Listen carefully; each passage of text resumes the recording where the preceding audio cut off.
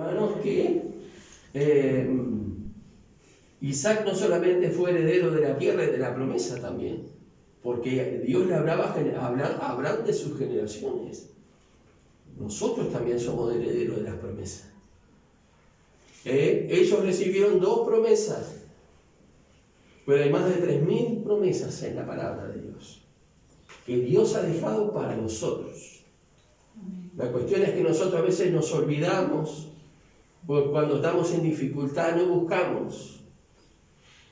Pero hay más de 3.000, no sé si 3.500 promesas, poco más, entre 3.500 y 3.600 promesas en la palabra de Dios que son para nosotros. El Señor lo dejó para usted y el Señor lo dejó para mí. Lo que nosotros tenemos que hacer es apropiarnos, como Abraham se apropió. Dice que caminó de norte a sur, de este a oeste, y eso significa que Abraham pisó la tierra, se apropió, como Josué, cuando Dios le dice, todo lugar que pisare la planta de vuestro pie será vuestro. De la misma manera, Abraham no solamente fue a ver cómo era la tierra, sino que se apropió, puso el sello de su pie sobre aquello que Dios le había dado. Hermanos, nosotros hoy no precisamos andar recorriendo la tierra para arriba y para abajo. Nosotros tenemos las promesas de la palabra de Dios.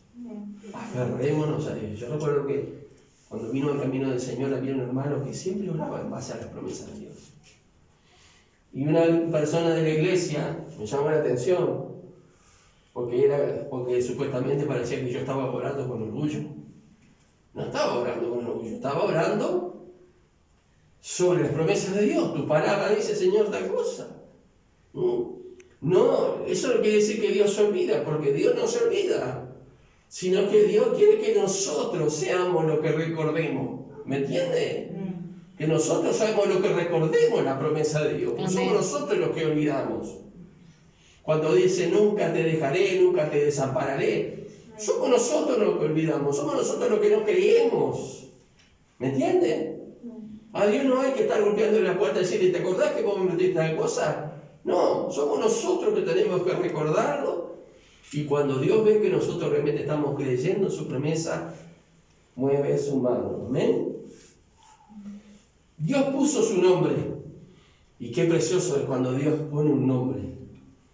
Yo estoy estudiando hebreo bíblico y siempre los nombres, casi siempre los nombres de los personajes bíblicos tienen que ver con su forma de ser, con su vida, con lo que hicieron. Tienen mucho que ver. Y Dios nos ha dado un nombre nuevo, porque dice la palabra, el que venciere le daré un nombre nuevo. Eso nos enseña la palabra. O sea que usted y yo vamos a tener un nombre nuevo cuando lleguemos a la gloria. Amén. Pero ya el Señor nos ha dado el privilegio de nosotros haber, hermanos, nacido de nuevo. Hemos nacido de nuevo. Tenemos nueva vida en Cristo Jesús. Y así como el nacimiento de Isaac fue un milagro, su nuevo nacimiento y mi nuevo nacimiento también es un milagro. Amén. No existe nada en el universo que pueda hacer que usted nazca de nuevo. Solo Jesús puede hacer ese verdadero cambio radical de quitar de nosotros nuestros pecados. Amén. Gloria a Dios, aleluya. Vemos que lamentablemente cuando cuando en el 21, 8 y 9, que si alguien nos cuenta, ¿lo puede leer, por favor? De Génesis 20. Sí.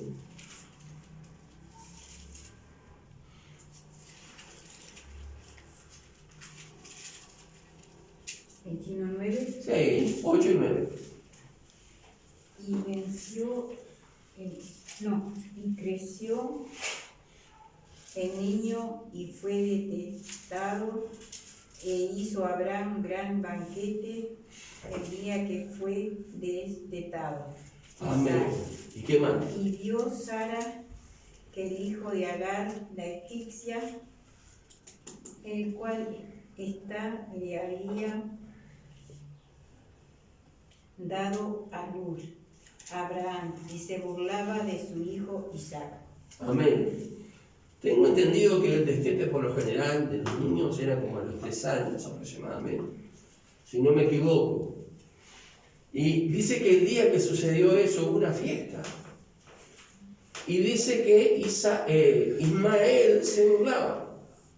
Ahora, según acá se burlaba de Isaac.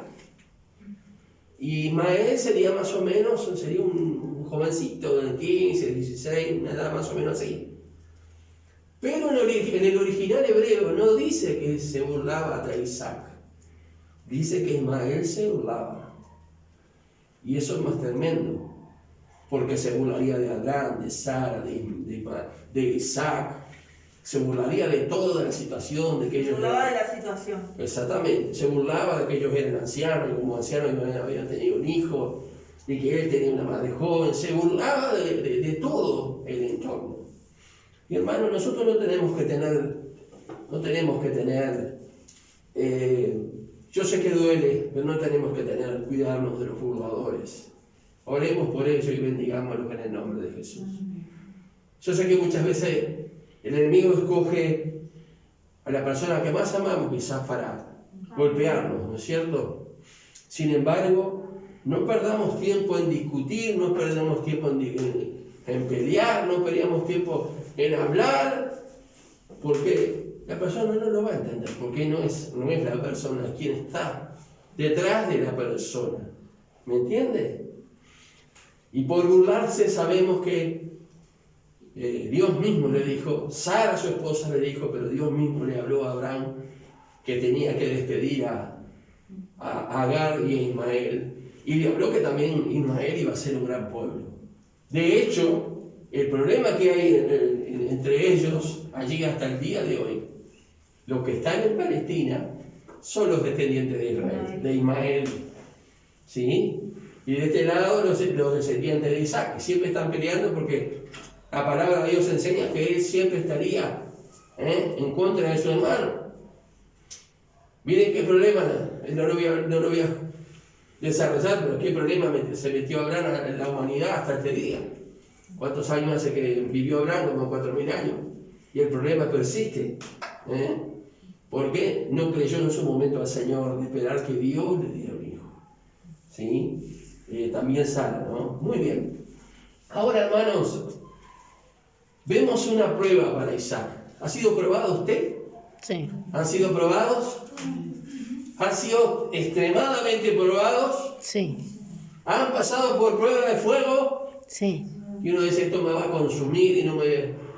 Parece que estoy dentro del horno de fuego con los amigos de Daniel, Sadrach, Mesach y Abednego. Miren, Isaac tuvo que pasar por una prueba. Vamos al capítulo 22. Esto no lo dije por Zoom el otro día. Esto estoy agregando ahora para terminar.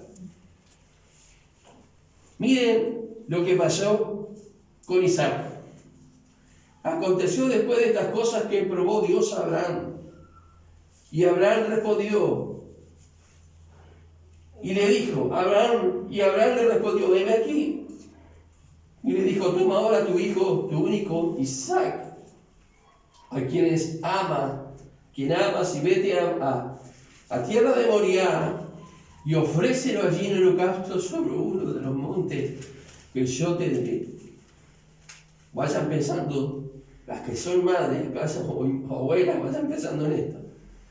Y Abraham se levantó muy de mañana y enalbardó su asno, y tomó consigo 2 siervos suyos y a Isaac su hijo.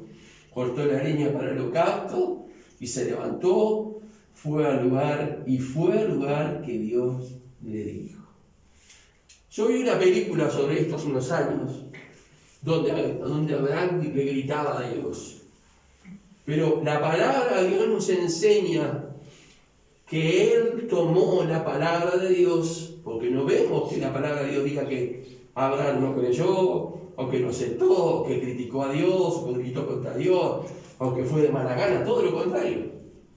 Vemos que la obediencia y la fe de Abraham era perfecta, porque aún dice el libro de Hebreos que Abraham creía que Dios podía levantar a su hijo de los muertos. Si él lo mataba, Dios lo podía resucitar, él creía en eso.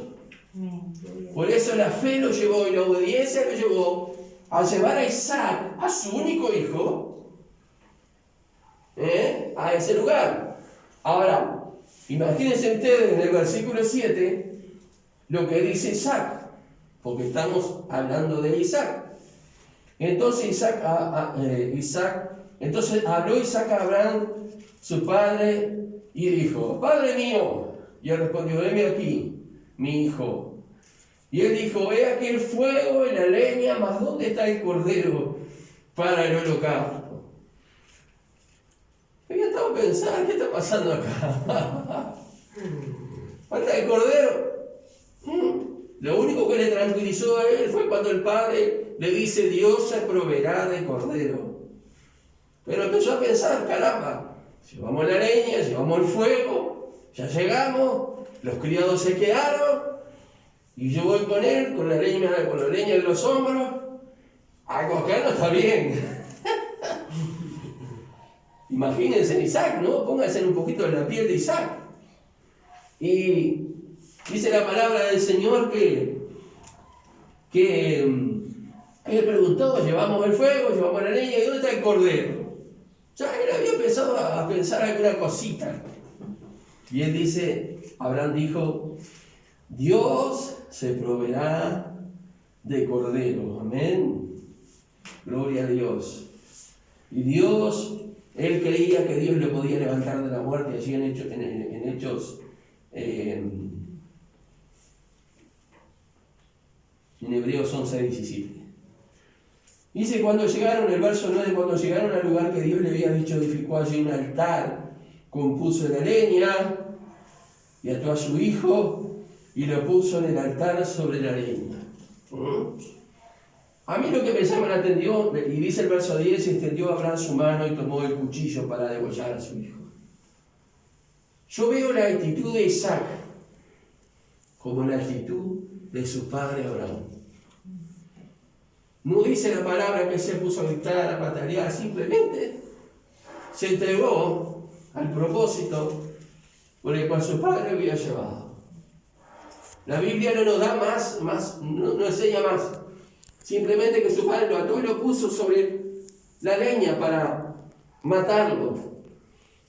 Y él sabía cómo eran los sacrificios porque su padre Abraham sacrificaba a Dios animales. ¿Sí?